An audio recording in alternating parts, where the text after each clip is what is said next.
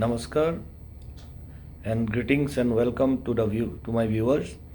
I am Dr. Samiron Phukan from LUPIN Limited, Pune, and at the very outset I would like to express my thanks and gratitude to Vigyan Bharati for inviting me and giving me an opportunity to talk on their famous web series lecture under the occasion of Northeast Science Movement.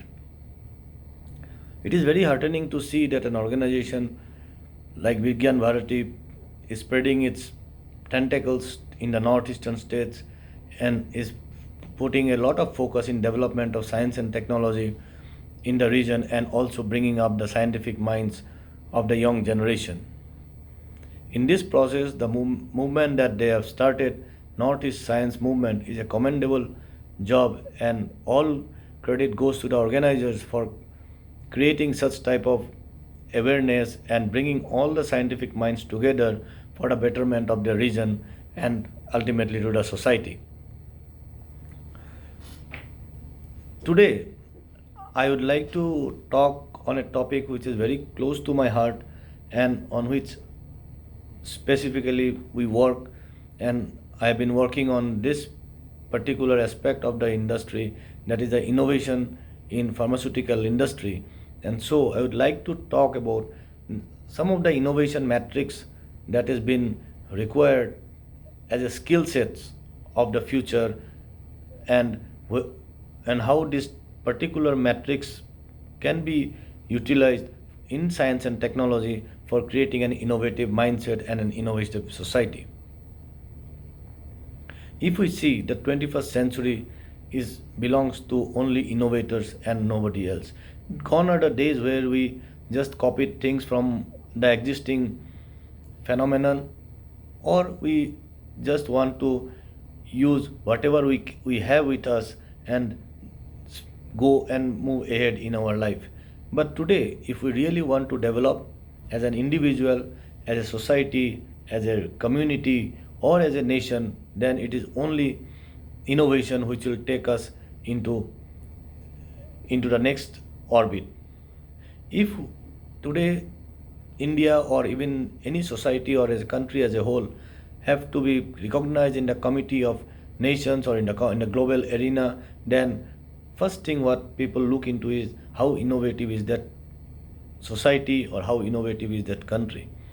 We call developed countries like United States, United Kingdom and others, they are called developed because they had a very high innovation index. The people think the human resources are very innovative.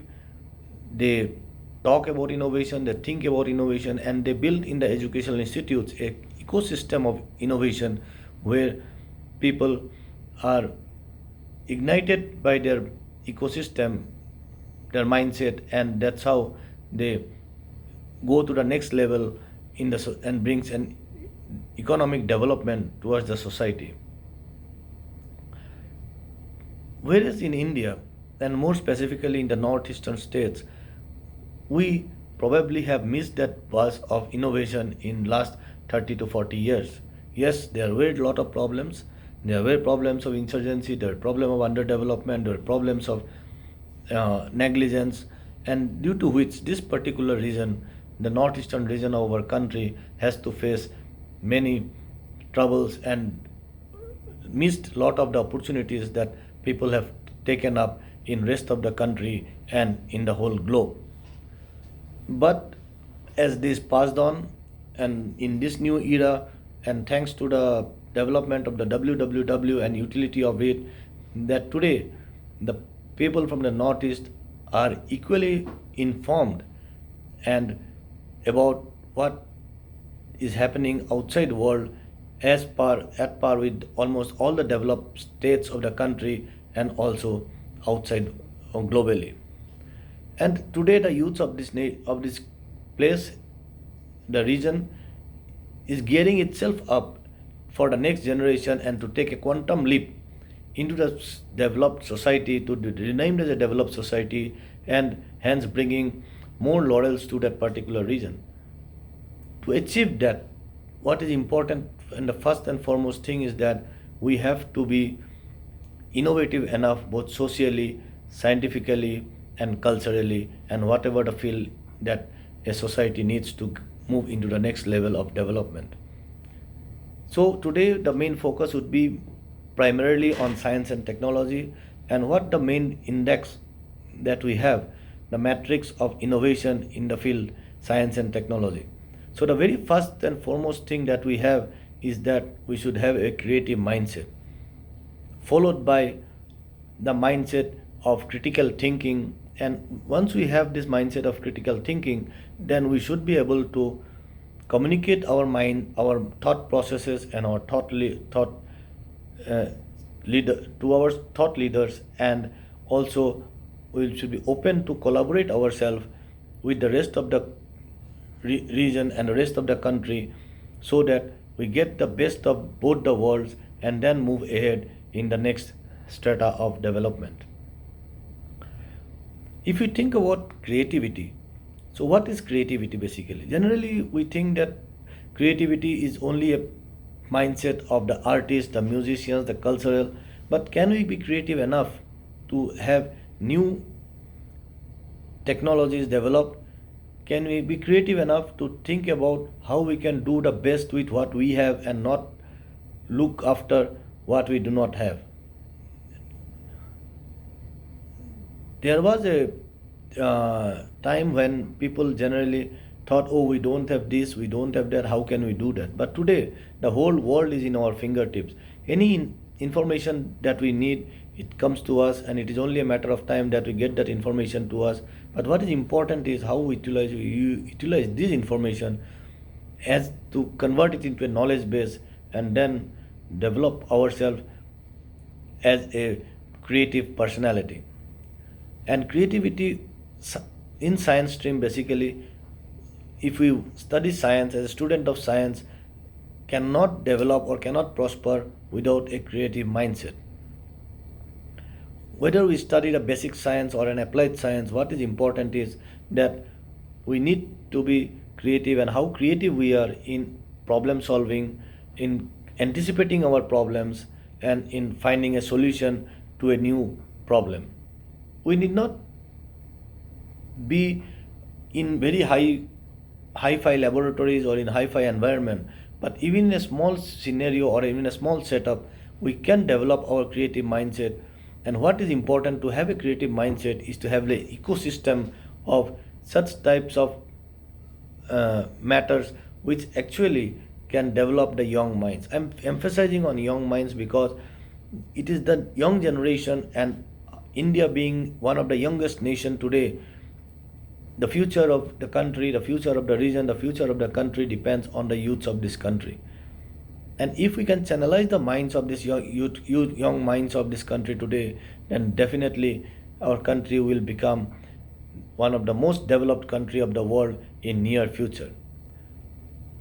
The vision of present government of India as a self-reliant India, which we call it as an Atmanirbhar Bharat, can be achieved only with creative young minds. So the very first and foremost things, if we really have to have an innovative society, and in the field, more particularly in the field of science and technology, our mindset should be quite creative enough to think new and think boldly.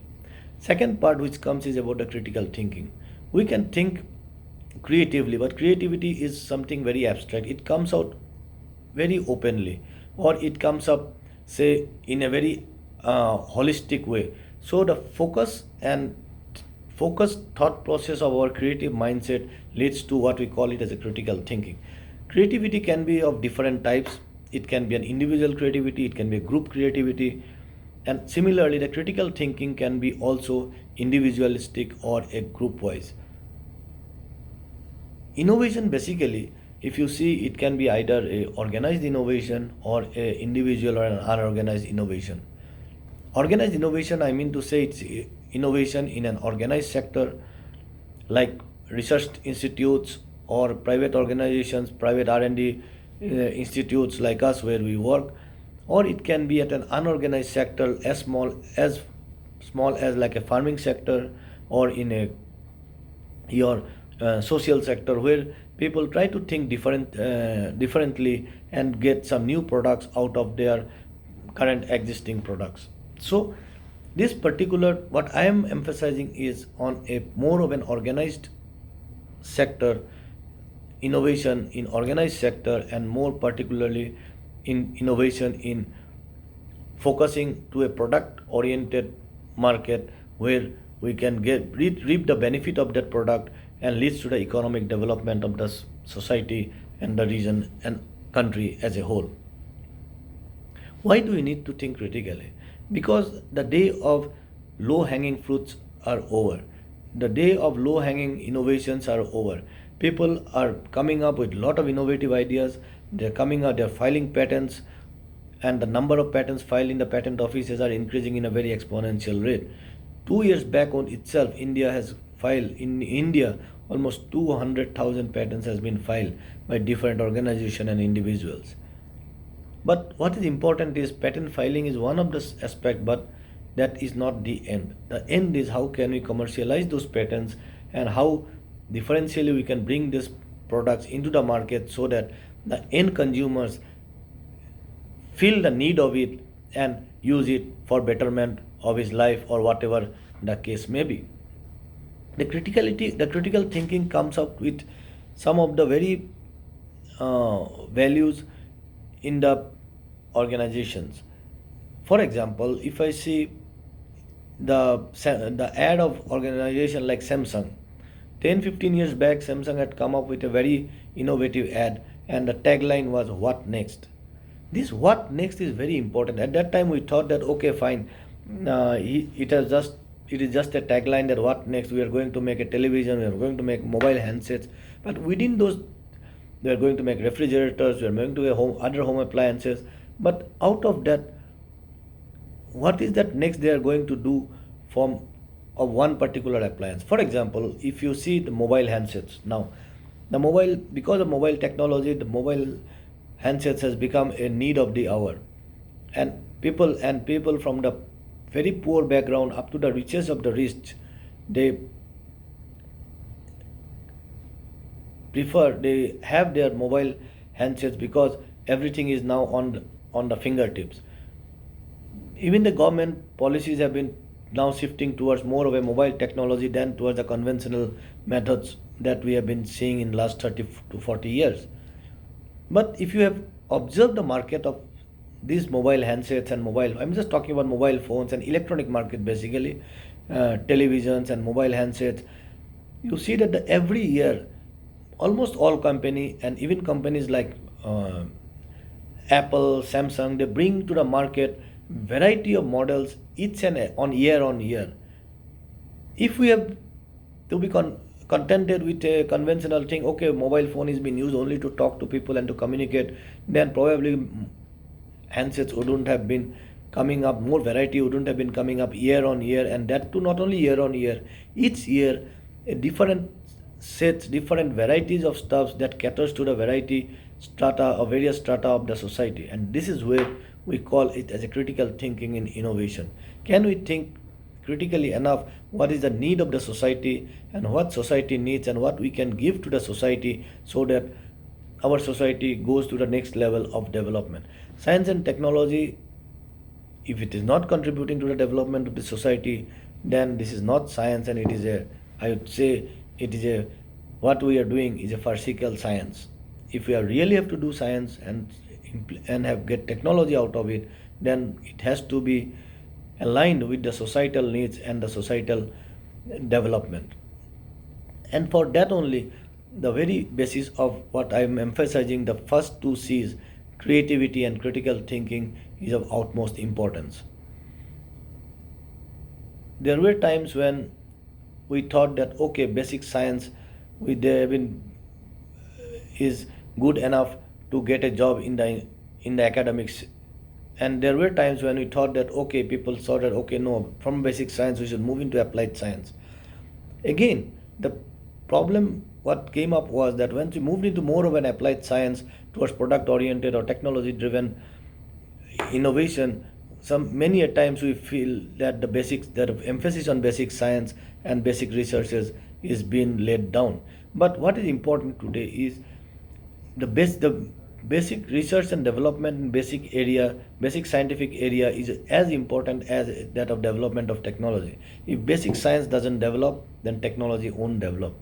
If we do not know the basics of the scientific uh, purview of a particular problem, then probably we no, not probably, it is sure that we cannot develop a technology which will benefit that particular area of science.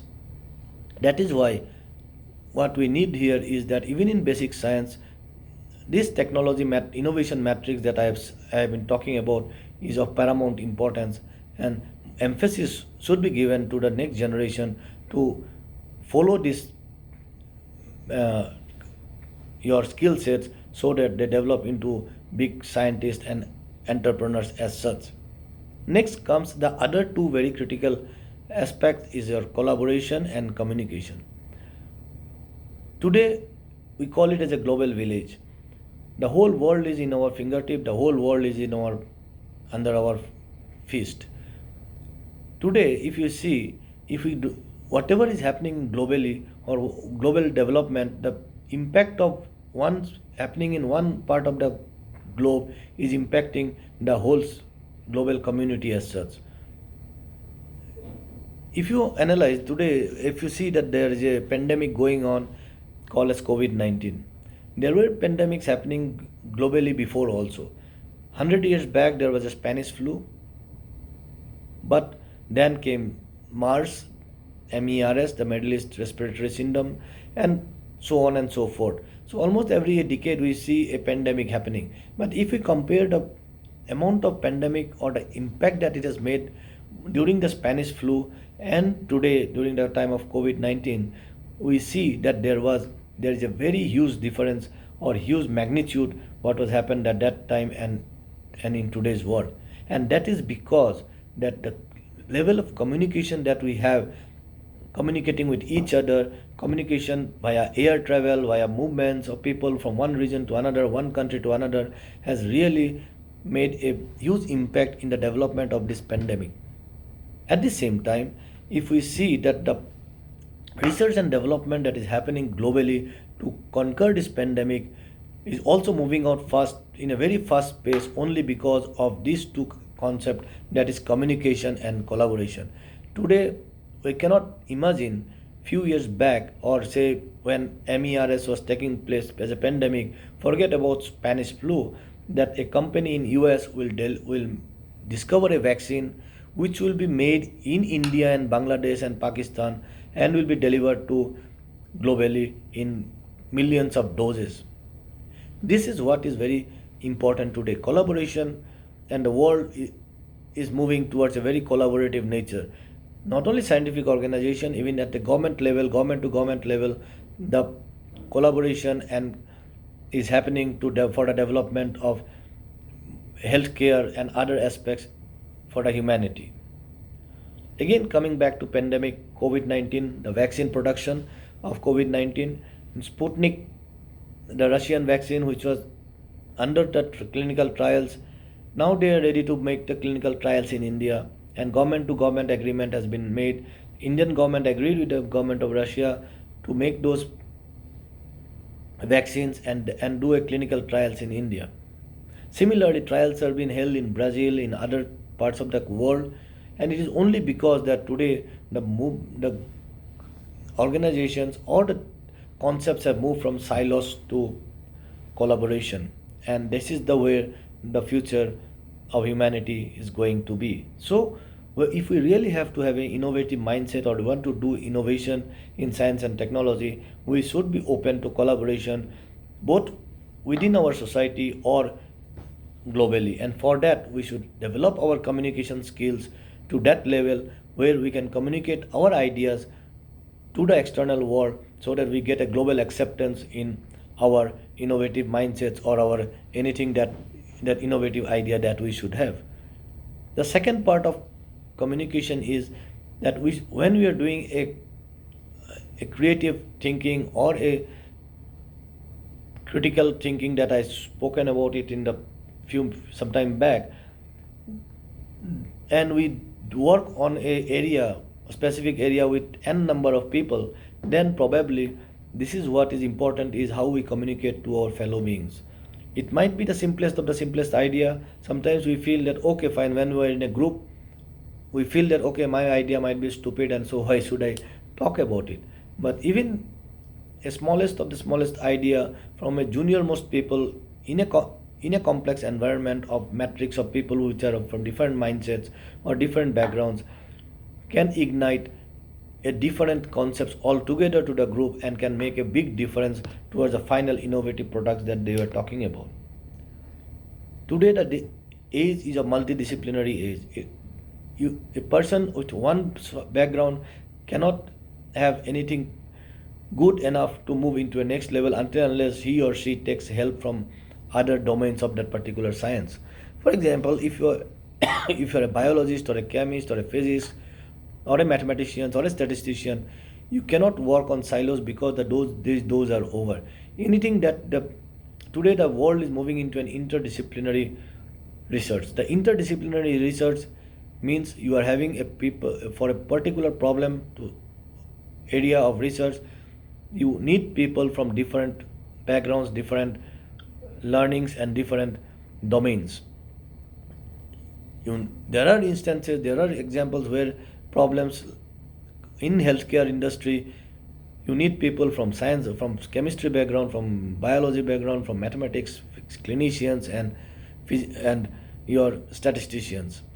And once you have to have, if you have such diverse people coming together and putting their brains to get an innovative product out of it, then sometimes naturally people think that okay, will my idea be good enough to put it into that forum. But even if it, but remember one thing, that if we speak out, we might lose, we might not be accepted, it might get rejected. But if we don't speak, then it won't come into discussion and probably we might miss the very fundamental or a vital points that could have impacted the big innovation that was planned to have it in a product form.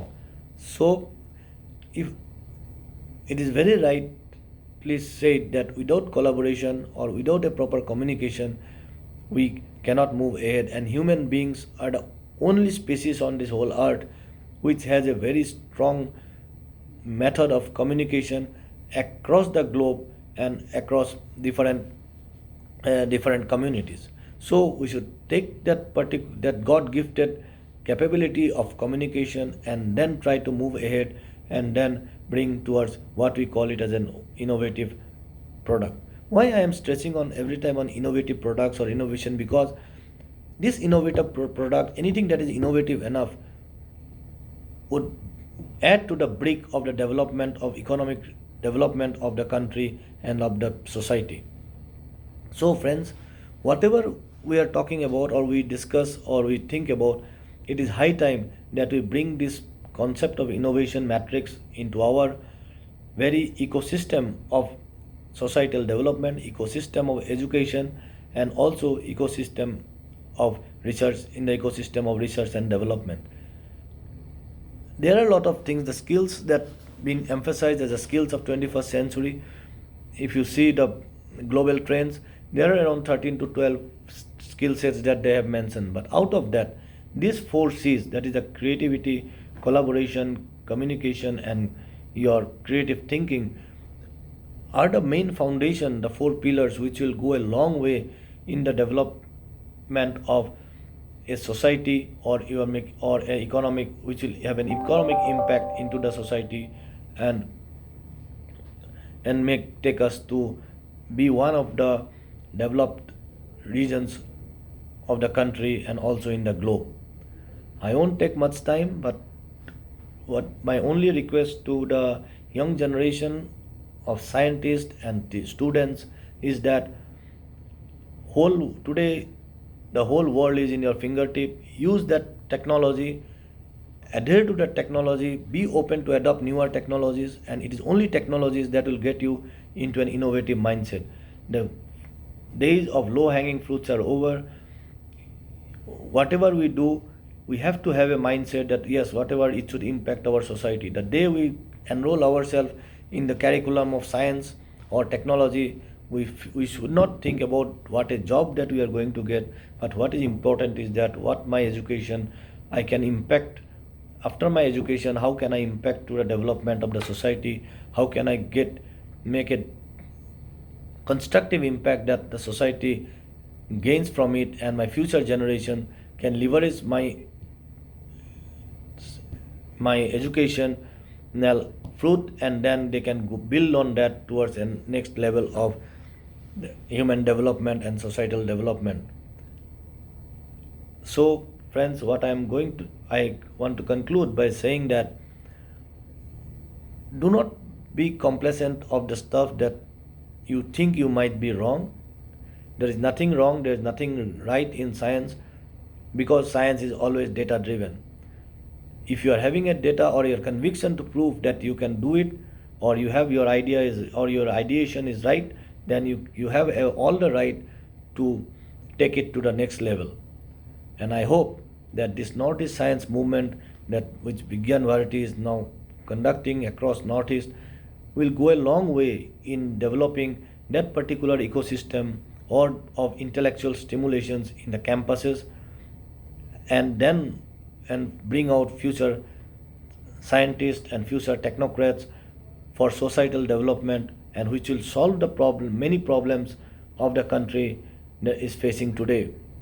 I would like to conclude by giving a small example. The floods of the country of Assam is there for over 5 decades. Every policymaker comes and makes some policies, they think, but they never thought creatively and critically how to solve this very vexed problem of floods in the Assam. After 1950, this Brahmaputra bed have risen, and then, but today we have renowned geologists, we have renowned engineers, technicians, but today I very sorry I can tell you that we have never thought that how differentially can we think in solving the flood problem of Assam. We have all the high profile research institutes globally in India, and also now it has been set up in this region. But even after a decade of setting up, I fail to see any such thought process or thought policy in that direction by any of the students that have come out, or any of the PhDs or postdoctorals that has come out from the institute of this region to take okay, this is the core region. We talk of vocal for local, but are we vocal enough for our own local problems to tackle and find out a solution to our own local problem? There is a call from the government of India, be vocal for local, but is it for the local products or for the local problems? Have we thought enough to our local issue to deliberate on local issues and local problems to come out on our? If we really have to have a self-reliant India, an Atmanirbhar Bharat or an Atmanirbhar society, then our local needs, the research and development should go on in our which defines the problem of local needs, and not into something which is faced by the developed countries or in other parts of the world. So only request is at the same tune of what government of India or the Prime Minister is saying. Number one, if government is putting a trust on Atmanirbhar Bharat, self-reliant India, then we should start from our own village, a self-reliant village, a self-reliant community, and then only we can have a self-reliant. Otherwise, it will only become a slogan in the government institutes, and people will only speak in the conferences, and nothing else will happen. Secondly, if we speak about vocal for local, yes, local market I can say, but I would like to trust that be vocal for local problems. Vocal for local problems. Whenever you are coming up with a research problem, try to be vocal that yes, I want to do a research on this area which is impacting the society of this particular region. For example, it can be flood, it can be earthquake, it can be related to oil industry in the Northeast, it can be related to timber, it can be related to your agro-based industry, but unfortunately we find very less research papers or research trust in this area. Might be probably because job opportunity might not be there, but we have to think that whether we need to do job. If we need to do job, then science is probably not the area to work. If we need to do research, or if we really do to do innovation and contribute to the society, then only I think the young generation should come into this area of science and technology and can contribute. Passing out engineering and landing up in a job doesn't make sense, because what I have seen is that people from the majority of the engineering colleges land up into a same IT job in an IT industry, whether he's from mechanical background or he's from civil background, even from biotechnological background, they land up in the same industry. Then what is the use of having these particular specialized courses? That means it shows that that particular ecosystem in our campuses are not there to motivate the young minds to work into that for societal development and living, and not only for having a job and earning few bucks in your pocket. So friends, I would like to conclude by saying that be vocal for local problems, try to think critically what the society needs, and to have a creative solution towards the local needs of the people of the society, and with proper communication and if possible through collaboration with whatever best institutes and best organization that you can have, and then work for a societal development. I hope in coming years with this particular movement, that is the Northeast Science Movement, we can encourage the youths and all the stakeholders, major stakeholders of the region and the country, to really think what we really need to do and brainstorm, and then bring out a next level of generation which will contribute towards the economic development and societal, leading to the societal development through science and technology.